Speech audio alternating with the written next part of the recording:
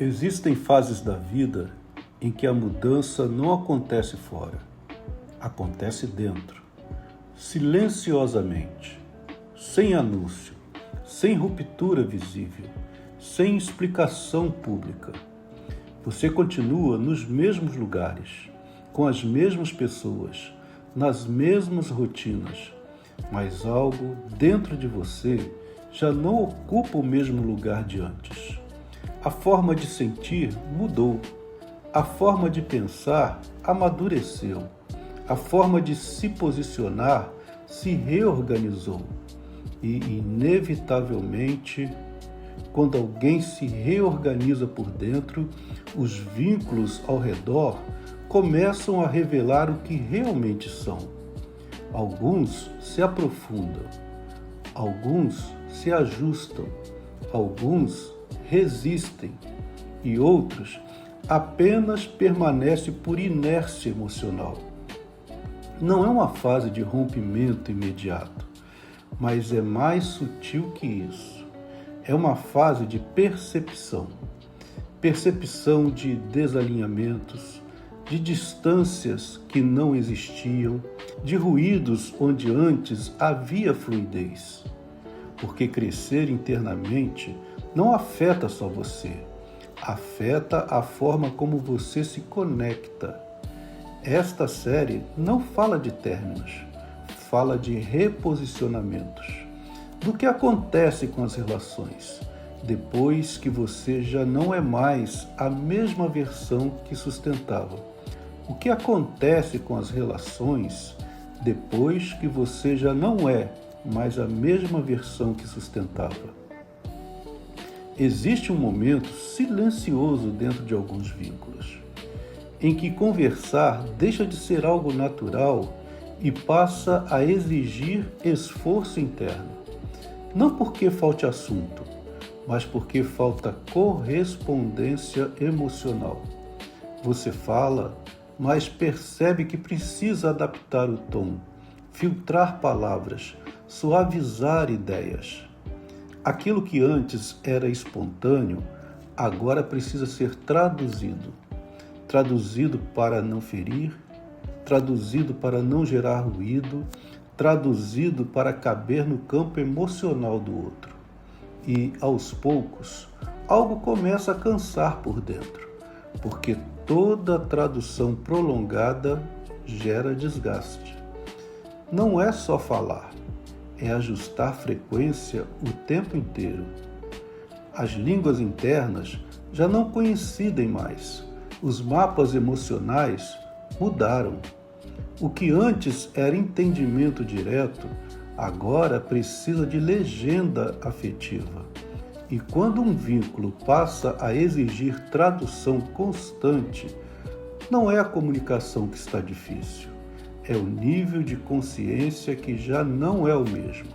E quando as línguas emocionais deixam de coincidir, o esforço de manter o vínculo começa a aumentar, porque não é só a conversa que exige tradução. Os limites também passam a exigir explicação. O que antes era entendido no campo do respeito natural, agora precisa ser verbalizado, detalhado, defendido. E é esse o ponto que surge um novo tipo de desgaste. Não o desgaste da briga, mas o desgaste de precisar ensinar o óbvio. Existe um tipo de exaustão que não vem de conflitos, vem de repetição, de precisar explicar mais de uma vez coisas que já deveriam ser compreendidas. Limites simples, necessidades legítimas, respeitos básicos. Não são temas complexos, mas ainda assim precisa desenhar, explicar, justificar, como se estivesse sempre dando uma aula emocional introdutória.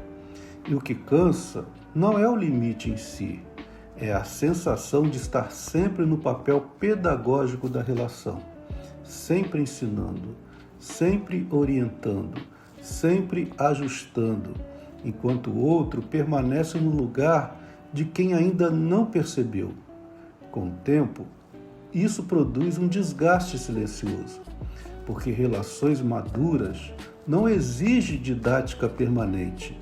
Elas se sustentam por consciência compartilhada. Quando você precisa explicar o óbvio o tempo todo, o vínculo deixa de ser encontro e passa a ser manutenção.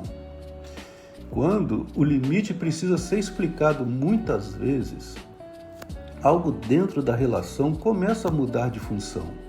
Ela deixa de ser um espaço de troca e passa a ser um espaço de manutenção emocional. E algumas relações até continuam existindo depois disso. Mas existir não é o mesmo que sustentar, porque há vínculos que permanecem vivos na forma, mas já não oferecem nutrição na essência. Algumas relações não acabam, mas também não alimentam. Elas continuam existindo porque há história, costume ou convivência emocional. Existe presença, mas não existe profundidade. Vocês ainda se falam, ainda se veem, ainda convivem, mas algo essencial já não circula. Não há mais troca verdadeira, não há mais expansão conjunta, não há crescimento compartilhado. A relação sobrevive, mas não sustenta quem você se tornou. É como uma estrutura que ainda está de pé, mas que já não oferece abrigo emocional. E permanecer ali não machuca de forma aguda, mas também não fortalece. É um lugar neutro, e neutralidade prolongada em vínculos íntimos costuma ser sinal de desalinhamento interno. Quando uma relação deixa de sustentar quem você se tornou, o afastamento nem sempre acontece de forma brusca. Na maioria das vezes, ele é silencioso, sem discussões, sem rompimentos, sem cenas, apenas uma diminuição gradual da intimidade, como se intuitivamente ambos percebessem que já não habitam o mesmo nível de profundidade emocional. Nem todo afastamento nasce do conflito. Alguns nascem do reposicionamento interno. Não houve discussão, não houve ruptura, não houve palavras duras, mas ainda assim a intimidade diminuiu.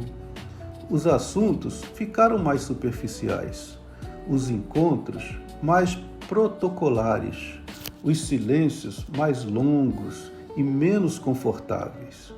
É um distanciamento que não faz barulho e acontece devagar, quase imperceptível, até que um dia você percebe que já não compartilha certas partes de si com aquela pessoa, não por mágoa, mas porque sente que já não há campo de escuta para isso. A conexão não foi quebrada, ela só deixou de ser profunda. E, às vezes, a ausência de briga não indica saúde. Indica apenas que a intimidade já não tem mais força para existir. E à medida que a intimidade diminui, uma sensação específica começa a crescer. Sutil no início, mas cada vez mais perceptível. A sensação de estar sendo visto por alguém que ainda enxerga quem você era, não quem você se tornou. Poucas coisas são tão desconfortáveis quanto ser percebido por uma versão que você já não habita. Você mudou, reorganizou limites, revisou posturas, amadureceu emocionalmente, mas para algumas pessoas você continua sendo quem era. Elas ainda te tratam pelo antigo papel, ainda esperam antigas reações, ainda acionam antigas permissões. E quando você não corresponde mais, elas estranham. Não porque você piorou, mas porque você saiu do lugar que sustentava o conforto delas. Ser visto de forma antiga gera uma sensação sutil de invisibilidade, como se a sua atualização interna não fosse reconhecida. E isso cria distância emocional, porque vínculos saudáveis acompanham transformações. Quando o outro não atualiza a imagem que tem de você, a relação passa a exigir que você retroceda para continuar pertencendo. E depois que você se reorganiza por dentro, retroceder deixa de ser possível. Reposicionar-se por dentro é um ato silencioso, mas suas consequências são visíveis em todos os vínculos. Algumas relações atravessam a transição com você, outras param na versão antiga que tinham de quem você era. E nesse processo, você aprende algo essencial. Nem todo afastamento é rejeição, nem toda permanência é conexão, e nem toda relação que continua saudável. Crescer emocionalmente não seleciona apenas novos caminhos, seleciona também quais vínculos conseguem caminhar neles com você.